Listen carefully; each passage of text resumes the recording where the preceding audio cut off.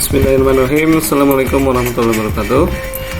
Selamat bertemu kembali di channel Hostidae. Dari dua video yang saya jelaskan sebelumnya tentang sistem kelulusan, ketentuan kelulusan dan peluang lulus dengan berbagai contoh kasus, teman-teman sebenarnya sudah bisa menyimpulkan apakah bisa lulus atau tidak di seleksi di P3K tahun 2022 ini. Di video kali ini saya tampilkan khususnya di Kementerian Kelautan dan Perikanan ya, buat teman-teman yang di luar instansi KKP ataupun instansi lainnya, nanti silahkan disesuaikan saja karena secara prinsip tidak jauh informasi yang diumumkan ya, yaitu tentang kode-kode kelulusan, kemudian hal-hal yang lainnya juga. Nanti silahkan disimak. Jika ada pertanyaan, silahkan diajukan pertanyaan di kolom komentar. Kita diskusi kembali. Baik, saya ucapkan selamat kepada teman-teman. Berikut pengumuman hasil seleksi kompetensi P3K di lingkup KKP ya, tenaga teknis formasi tahun 2022. Sebelumnya saya ucapkan selamat bagi teman-teman yang sudah lulus dan menjadi P3K formasi tahun 2022. Nah, ini kita baca aja. Kita baca, nanti saya lampirkan linknya ya, link unduh dokumennya. Nanti silahkan diunduh di website resminya KKP ya, di lopak.kkp.go.id. Nanti saya kasih linknya di deskripsi. Baik, pengumumannya nomor sekian tentang hasil seleksi kompetensi P3K tenaga teknis Kementerian Kelautan dan Perikanan tahun 2022. Silahkan dibaca. Ini saya coba state yang penting-penting saja ya. Nah, ini hasil seleksi kompetensi sebagaimana tercantum pada lampiran 1. Nah, nanti hasilnya ada di lampiran 1, ada lampiran 2 juga. Poin 3. Nah, di sini nanti teman-teman bisa lihat kode pada lampiran 1 yang ditampilkan di pengumuman ini.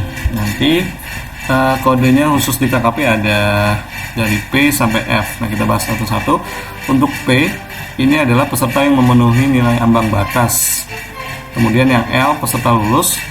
Kemudian kalau PL, P_L itu adalah peserta yang memenuhi nilai ambang batas dan lulus. Artinya kalau teman-teman nanti mendapatkan kode PL, itu artinya teman-teman sudah lulus menjadi P3K tahun ini, gitu ya. Namun kalau hanya P saja, ini belum lulus menjadi P3K karena teman-teman hanya lulus passing grade saja, namun tidak lulus di pemeringkatannya, seperti itu ya. Lalu yang D itu ada TL, peserta tidak lulus.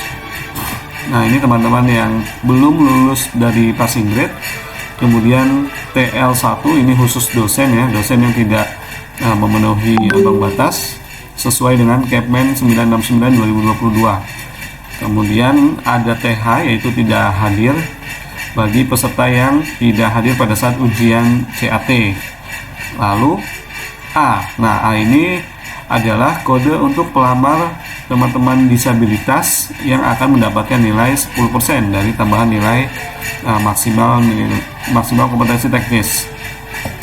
Lalu ada F. Kode F ini adalah peserta yang dinyatakan valid oleh instansi. Nah, berdasarkan jabatan dan syarat sertifikat kompetensinya nih.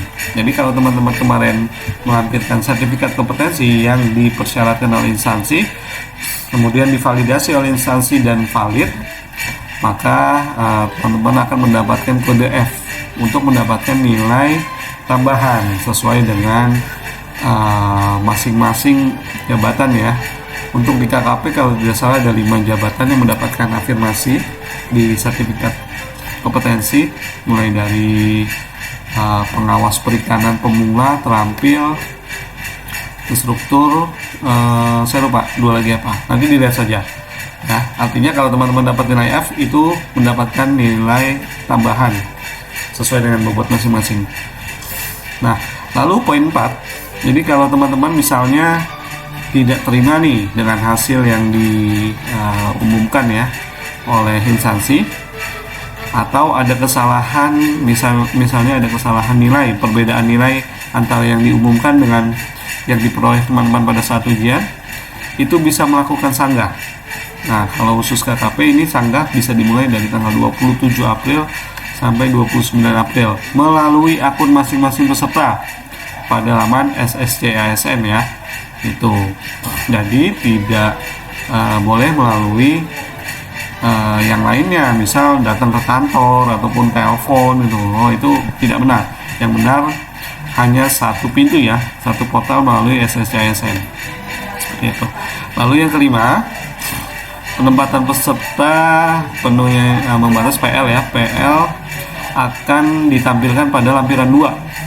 Nah, jadi khusus yang PL saja itu akan dijelaskan di lampiran 2, nama-namanya beserta unit kerja penempatannya secara detail.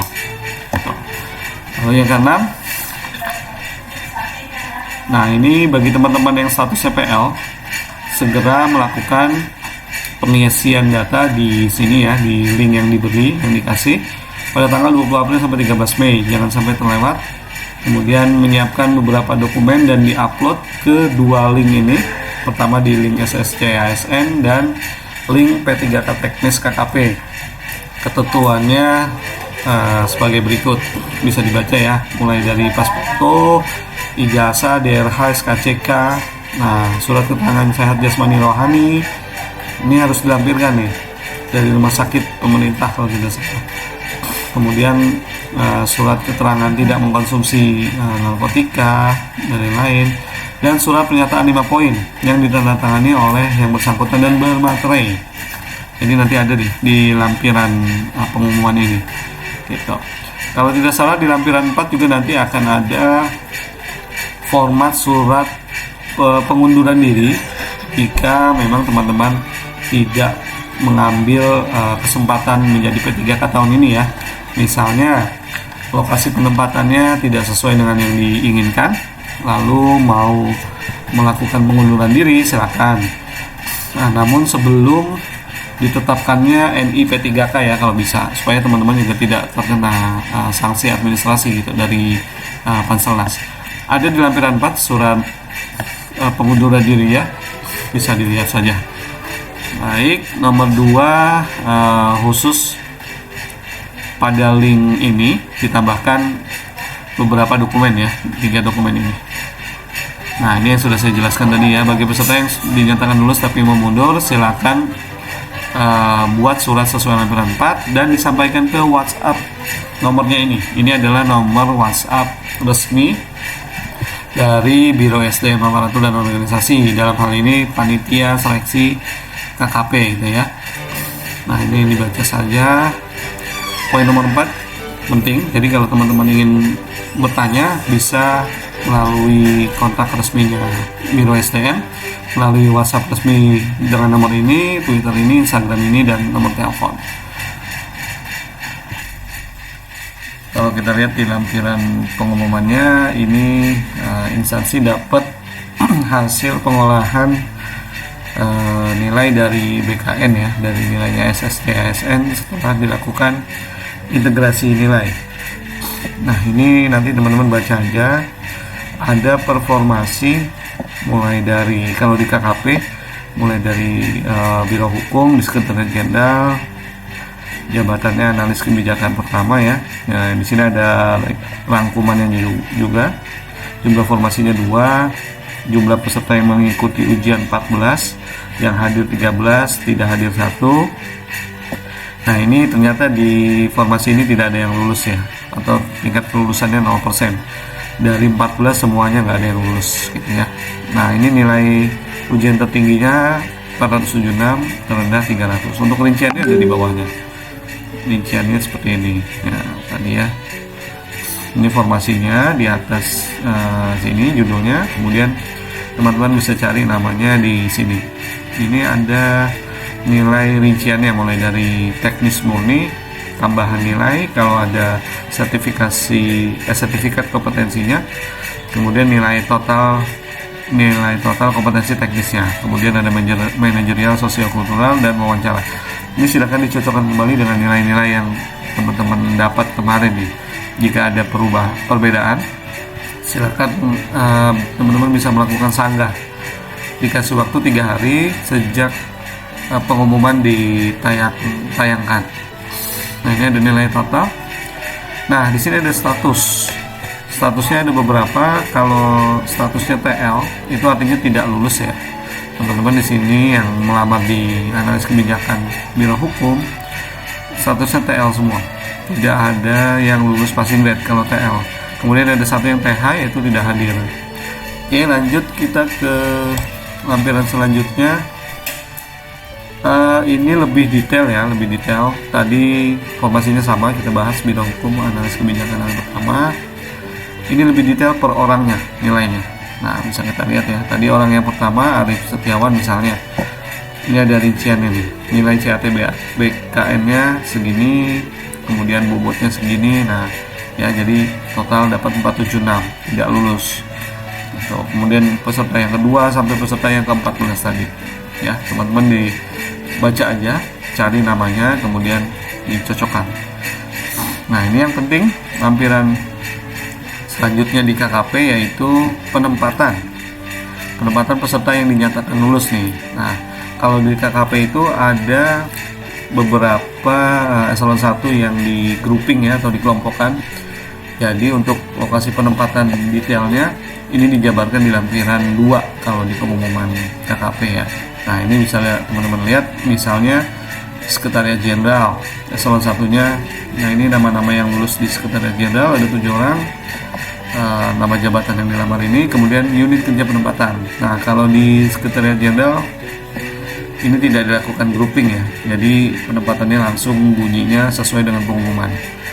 Nah, misal yang di grouping adalah PLL, Direktorat Jenderal Pengelolaan Ruang Laut. Nah, ini teman-teman cari aja namanya. Kalau nggak salah kemarin di pengumuman KKP itu dilakukan grouping ya, yang dibuka adalah nama eselon 1-nya yaitu Direktorat Jenderal Pengelolaan Ruang Laut. Tapi kan belum tahu penempatannya di mana. Direktorat Jenderal PLL ini banyak UPT-nya. Nah, di lampiran 2 pengumuman ini udah langsung ada nih unit kerja penempatannya. Misal yang nomor 1 Ahmad Agustian Fareza, ini PLP hari pertama, penempatannya di BKKPN Kupang. Nah, jadi nanti bisa searching dulu nih lokasinya. BKKPN Kupang tuh di mana, kemudian tentang lokasinya, mungkin budayanya gitu ya, di Kupang. Kemudian nomor 2 sampai 10 juga dilihat aja penempatannya mulai dari Kupang tadi, Denpasar, Pontianak. Nah, lumayan ya. Jadi udah bisa persiapan nih. Itu juga dengan perikanan tangkap. Di sini banyak pelabuhan-pelabuhan, teman-teman langsung diplot ke pelabuhan-pelabuhan yang sudah ada, ditangkap sampai ke ini ada penyuluh juga ya, untuk penyuluh perikanan. Nah, kalau penyuluh perikanan ini agak ada tambahan sedikit. Jadi ini detail langsung ke wilayah kerjanya. Misalnya ini ya nomor 29, penempatan di BP3 Banyuwangi BRSDM dengan wilayah kerjanya di Blitar, Provinsi Jawa Timur gitu. Jadi teman-teman nanti akan mendapatkan penempatan wilayah kerja di kabupaten ya, Kabupaten Blitar, Provinsi Jawa Timur. Gitu, nanti dilihat aja namanya ada atau tidak di lampiran 2. Untuk lampiran 2 ini yang ada hanya nama-nama yang lulus saja gitu. Silahkan dicek sampai ke karantina ikan BKIPM. Nah, di sini sudah ada nama-nama dan penempatannya. Baik, terima kasih saya ucapkan, dan teman-teman yang lulus, congratulations, selamat mengabdi ke instansi yang dilamar. Dan jika teman-teman ada pertanyaan, silakan kita berdiskusi kembali di kolom komentar. Nanti kalau sudah ada instansi yang melakukan pengumuman kelulusan lagi, saya coba buat ya di video baru untuk menginfokan ke teman-teman semuanya. Baik, terima kasih dan assalamualaikum warahmatullahi wabarakatuh.